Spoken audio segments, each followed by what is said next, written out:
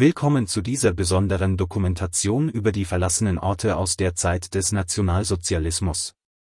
Heute begeben wir uns auf eine Reise zu geheimen Anlagen, unterirdischen Bunkern und verfallenen Ruinen, die stumme Zeugen einer der dunkelsten Epochen der deutschen Geschichte sind. Diese Orte erzählen Geschichten von Größenwahn, Kriegsmaschinerie und menschlichem Leid. Sie liegen versteckt in Wäldern, unter der Erde oder an abgelegenen Küsten. Viele sind heute von der Natur zurückerobert worden, andere stehen unter Denkmalschutz als Mahnmale für kommende Generationen. Beginnen wir unsere Erkundung mit einem der bekanntesten verlassenen Orte, dem Führerbunker und den unterirdischen Anlagen in Berlin. Tief unter der Reichskanzlei entstand ab 1943 ein massives Bunkersystem, das Adolf Hitler und seinen engsten Vertrauten als letztes Refugium dienen sollte. Der Bunker lag 9 Meter unter der Erde, geschützt durch meterdicke Betonwände. Hier verbrachte Hitler die letzten Wochen seines Lebens, während über ihm Berlin in Schutt und Asche versank. Nach dem Krieg wurde der Bunker von sowjetischen Truppen gesprengt und die Überreste zugeschüttet. Heute erinnert nur noch eine schlichte Informationstafel an diesen Ort. Die genaue Lage befindet sich unter einem Parkplatz in der Nähe des Holocaust-Mahnmals. Die Entscheidung, den Bunker nicht zu erhalten, war bewusst getroffen worden. Man wollte verhindern, dass dieser Ort zu einer Pilgerstätte für Neonazis wird. Doch Berlin birgt noch weitaus mehr unterirdische Geheimnisse aus dieser Zeit. Das gesamte Stadtgebiet ist durchzogen von Luftschutzbunkern, U-Bahn-Tunneln und geheimen Kommunikationsanlagen. Viele dieser Strukturen sind heute noch zugänglich und werden von spezialisierten Vereinen dokumentiert und teilweise der Öffentlichkeit zugänglich gemacht. Verlassen wir nun die Hauptstadt und begeben uns nach Norden, an die Ostseeküste. Hier, auf der Insel Usedom, liegt einer der technologisch bedeutendsten Orte des Zweiten Weltkriegs, die Heeresversuchsanstalt Peenemünde. Ab 1936 entstand hier das größte militärische Forschungszentrum des Deutschen Reiches. Unter der Leitung von Wernher von Braun entwickelten Wissenschaftler und Ingenieure die V2-Rakete, die erste funktionierende Großrakete der Welt. Die Anlage war gigantisch. Tausende Arbeiter und Wissenschaftler waren hier beschäftigt. Es gab Produktionshallen, Testgelände, Wohnquartiere und einen eigenen Hafen. Die V2-Rakete sollte eine Wunderwaffe werden, die den Kriegsverlauf zugunsten des Deutschen Reiches wenden sollte. Doch diese technologische Meisterleistung wurde mit dem Blut von Zwangsarbeitern erkauft. Tausende KZ-Häftlinge starben bei der Produktion der Raketen unter unmenschlichen Bedingungen. Heute sind die Ruinen von Peenemünde ein Freilichtmuseum. Die riesigen Produktionshallen stehen noch immer, ihre Wände von Efeu überwuchert. Das ehemalige Kraftwerk ist heute ein Museum, das die Geschichte dieses Ortes dokumentiert. Man kann durch die verlassenen Hallen wandern, in denen einst Geschichte geschrieben wurde, eine Geschichte von Innovation und Terror zugleich. Besonders eindrucksvoll sind die Überreste der Prüfstände, von denen aus die Raketen getestet wurden. Diese massiven Betonkonstruktionen trotzen seit Jahrzehnten Wind und Wetter. Sie erinnern daran, dass die technologischen Errungenschaften der Nazis direkt den Weg zur späteren Raumfahrt ebneten. Wernher von Braun wurde nach dem Krieg zum Architekten des amerikanischen Mondprogramms. Unsere Reise führt uns nun tief in die deutschen Wälder, zu einem Ort, der lange Zeit völlig vergessen war, die Wolfschanze in Ostpreußen, dem heutigen Polen. Dieser Name klingt märchenhaft, doch dahinter verbirgt sich das größte Führerhauptquartier des Zweiten Weltkriegs. Mitten in den masurischen Wäldern entstand ab 1940 eine regelrechte unterirdische Stadt. Die Wolfschanze bestand aus über 80 Gebäuden, darunter massive Bunker mit bis zu 8 Meter dicken Wänden und Decken. Hitler verbrachte hier insgesamt über 800 Tage während des Krieges. Von hier aus wurden die Feldzüge an der Ostfront geplant und befehligt. Die Anlage war so gut getarnt, dass sie aus der Luft praktisch unsichtbar war. Künstliche Bäume und Tarnnetze machten die Bunker unsichtbar.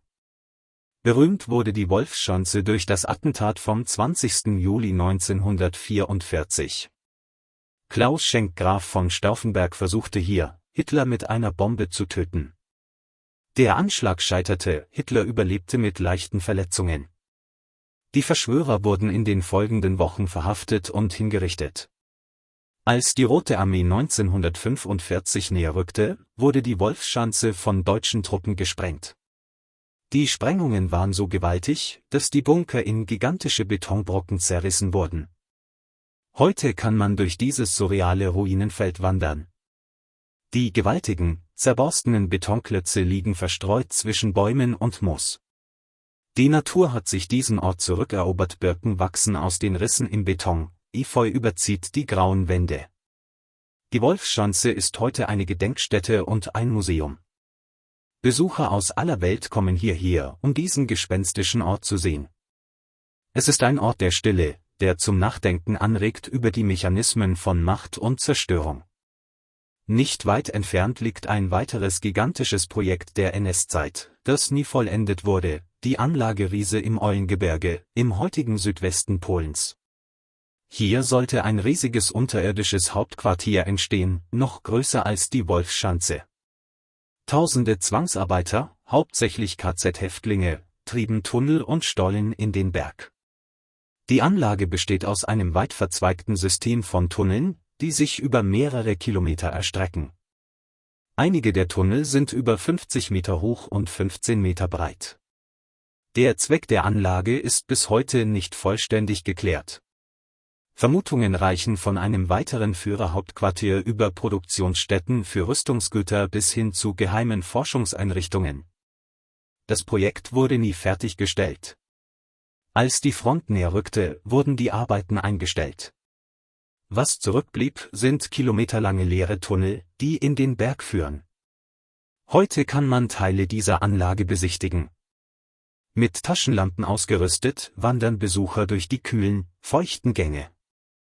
Die Atmosphäre ist beklemmend, man spürt förmlich die Geschichte dieses Ortes, das Leid der Menschen, die hier unter unmenschlichen Bedingungen arbeiten mussten. Kommen wir nun zu einem anderen Aspekt der NS-Architektur, den Propagandabauten. In ganz Deutschland entstanden monumentale Gebäude, die die Macht des Regimes demonstrieren sollten. Viele dieser Bauten stehen heute noch, verlassen und verfallen. Ein besonders eindrucksvolles Beispiel ist das Reichsparteitagsgelände in Nürnberg. Auf einem Areal von 11 Quadratkilometern sollte hier ein gigantisches Ensemble aus Aufmarschplätzen, Stadien und Hallen entstehen. Die Kongresshalle, nach dem Vorbild des römischen Kolosseums entworfen, sollte 50.000 Menschen fassen. Der Bau wurde nie vollendet. Heute steht die Ruine als stummes Mahnmal. Die halbfertige Halle aus rotem Backstein ist von einer gespenstischen Schönheit. Im Inneren befindet sich heute das Dokumentationszentrum Reichsparteitagsgelände, das die Geschichte des Ortes aufarbeitet. Besonders beeindruckend ist die große Straße, eine 40 Meter breite und über 2 Kilometer lange Aufmarschstraße aus Granit. Sie sollte Teil einer noch gigantischeren Anlage werden. Heute ist sie überwuchert, Gras wächst zwischen den Steinplatten. Bei Sonnenuntergang wirkt dieser Ort fast unwirklich. Die lange, leere Straße, flankiert von verwildertem Grün, erinnert an eine antike Ruinenstätte. Ein weiteres monumentales Projekt war Prora auf der Insel Rügen. Hier sollte das größte Seebad der Welt entstehen, ein Kraft-durch-Freude-Komplex für 20.000 Urlauber. 8 identische Gebäudeblöcke, jeder 500 Meter lang, wurden zwischen 1936 und 1939 errichtet. Die Anlage wurde nie fertiggestellt und nie als Urlaubsort genutzt. Nach dem Krieg nutzte zunächst die Sowjetarmee, später die Nationale Volksarmee der DDR die Gebäude als Kaserne. Nach der Wiedervereinigung stand Prora jahrelang leer, ein gigantischer, gespenstischer Koloss direkt am Strand. 5 Kilometer lang zieht sich die Betonwand entlang der Ostseeküste. In den verlassenen Räumen hinterließen Graffiti-Künstler ihre Spuren, die Fenster waren zerbrochen, die Natur begann, sich das Gebäude zurückzuerobern. Inzwischen werden Teile der Anlage saniert und zu Wohnungen und Hotels umgebaut. Doch große Abschnitte stehen noch immer leer, und die schiere Größe der Anlage lässt einen erschaudern. Man kann sich kaum vorstellen, wie es gewesen wäre, wenn dieser Ort tatsächlich als NS-Urlaubsanlage in Betrieb gegangen wäre. Massentourismus als Propagandainstrument einer Diktatur. Verlassen wir die Ostsee und begeben uns in den Westen Deutschlands, in die Eifel. Hier, verborgen in den Wäldern, liegen die Überreste des Westwalls, auch bekannt als Siegfried-Linie. Diese gewaltige Befestigungsanlage erstreckte sich über 630 Kilometer von der niederländischen Grenze bis zur Schweiz. Über 18.000 Bunker, Panzersperren und Höckerliniensysteme sollten das Reich vor einer Invasion aus dem Westen schützen. Heute kann man in den Wäldern der Eifel noch Tausende dieser Bunker finden. Viele sind halb im Erdreich versunken, überwuchert von Moos und Farnen. Die kleinen Betonkonstruktionen mit ihren engen Schießscharten wirken heute fast harmlos, doch sie sind Zeugnisse einer Zeit, in der ganz Europa mit solchen Befestigungen überzogen wurde. Einige der größeren Bunkeranlagen sind heute Museen. Man kann durch die engen Gänge kriechen, die winzigen Räume besichtigen, in denen Soldaten wochenlang ausharren mussten. Die feuchte, stickige Atmosphäre vermittelt einen Eindruck von den Bedingungen, unter denen hier gekämpft wurde. In vielen Bunkern findet man noch originale Ausstattung, rostige Eisenbetten, verrostete Öfen, manchmal sogar noch Wandmalereien der Soldaten. Besonders eindrucksvoll sind die Überreste der Panzersperren, der sogenannten Höckerlinie. Reihen von pyramidenförmigen Betonklötzen sollten den Vormarsch feindlicher Panzer stoppen. Heute stehen sie wie surreale Kunstinstallationen in der Landschaft Hunderte, manchmal Tausende identischer Betonpyramiden, oft kilometerweit. Kommen wir nun zu einem der düstersten Kapitel, den Konzentrationslagern und ihren Außenlagern. Viele dieser Orte sind heute Gedenkstätten, doch es gibt auch zahlreiche kleinere Außenlager und Zwangsarbeiterlager, die fast vergessen sind. Ihre Überreste liegen verstreut in deutschen Wäldern, oft nur noch als Fundamentreste erkennbar. Ein Beispiel ist das Außenlager Mittelbau-Dora im Harz. Hier wurden in einem gigantischen unterirdischen Tunnelsystem V2 Raketen produziert. Über 60.000 Häftlinge wurden hierher deportiert, etwa 20.000 starben an den unmenschlichen Arbeitsbedingungen. Die Produktion fand in ehemaligen Gipsminen statt, die zu riesigen Produktionshallen ausgebaut wurden. Heute ist Mittelbau-Dora eine Gedenkstätte. Man kann die Tunnel besichtigen, in denen die Raketen gebaut wurden. Die kühle, feuchte Luft, die ewige Dunkelheit. Es ist schwer vorstellbar, dass Menschen hier unter erbärmlichsten Bedingungen arbeiten mussten, 12 Stunden am Tag oder länger, ohne je das Tageslicht zu sehen. Die Baracken des Lagers sind nicht mehr erhalten, nur noch ihre Fundamente sind sichtbar. Doch gerade diese Leere macht den Ort so eindringlich. Man steht auf einer Wiese und sieht nur noch die Umrisse der ehemaligen Gebäude im Boden. Die Vorstellungskraft muss ergänzen, was hier einst stand und was hier geschah. Ein weiteres Beispiel für die industrielle Dimension des NS-Terrors ist das IG-Farbenwerk in Auschwitz-Monowitz, auch bekannt als Buna-Werk. Hier sollte synthetischer Kautschuk produziert werden, mit der Arbeitskraft von KZ-Häftlingen. Das Werk war riesig, eine ganze Industriestadt. Nach dem Krieg wurde es weiter betrieben, erst von der Sowjetunion, später von Polen. Teile der alten Anlagen stehen noch heute. Verrostete Stahlgeröste, zerfallene Produktionshallen, überwucherte Rohrleitungen.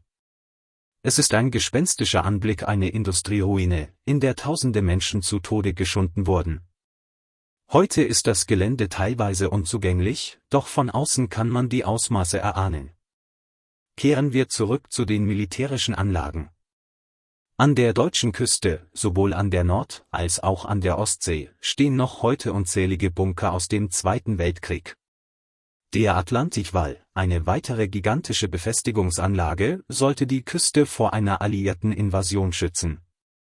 Von Norwegen bis zur spanischen Grenze wurden über 8.000 Bunker gebaut. Viele dieser Bunker stehen heute am Strand, halb im Sand versunken oder vom Meer umspült. Sie wurden ursprünglich weiter landeinwärts gebaut, doch Erosion hat die Küstenlinie verändert. Jetzt liegen sie oft direkt am Wasser, manche sogar im Wasser. Diese schiefen, halb versunkenen Betonklötze sind zu bizarren Wahrzeichen geworden. Touristen fotografieren sich vor ihnen, Kinder spielen auf ihnen. Besonders in Dänemark und den Niederlanden gibt es noch hunderte gut erhaltene Bunker.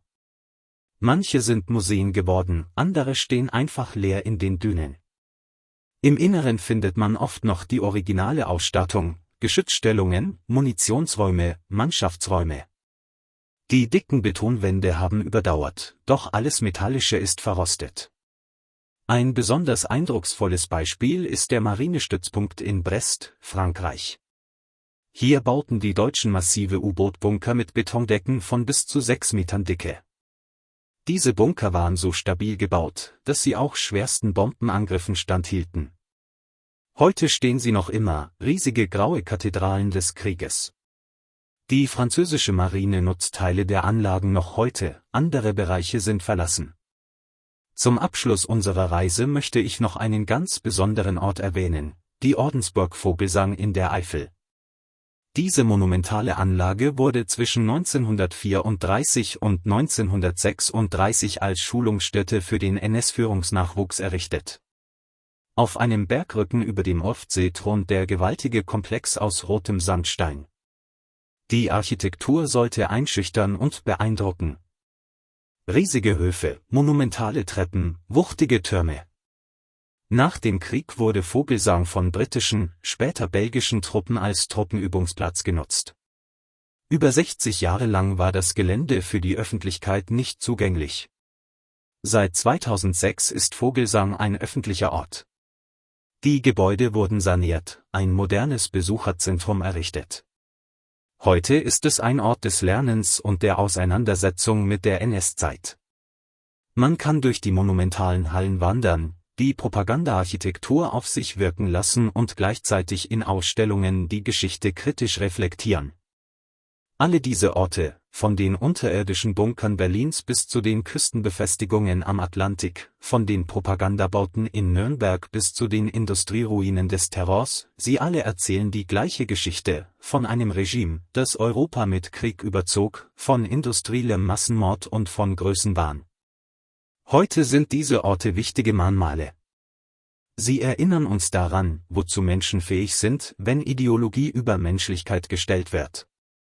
Die Ruinen und verlassenen Anlagen sind nicht nur historische Relikte, sie sind Orte des Gedenkens und der Mahnung. In ihrer Verlassenheit, überwuchert von der Natur oder dem Verfall preisgegeben, sprechen sie eine eindringliche Sprache. Es ist wichtig, dass wir diese Orte bewahren, dokumentieren und zugänglich machen, nicht um die NS-Zeit zu glorifizieren, sondern um aus der Geschichte zu lernen. Jeder Bunker, jede Ruine, jedes Fundament eines ehemaligen Lagers erzählt eine Geschichte, die nicht vergessen werden darf. Vielen Dank für Ihre Aufmerksamkeit.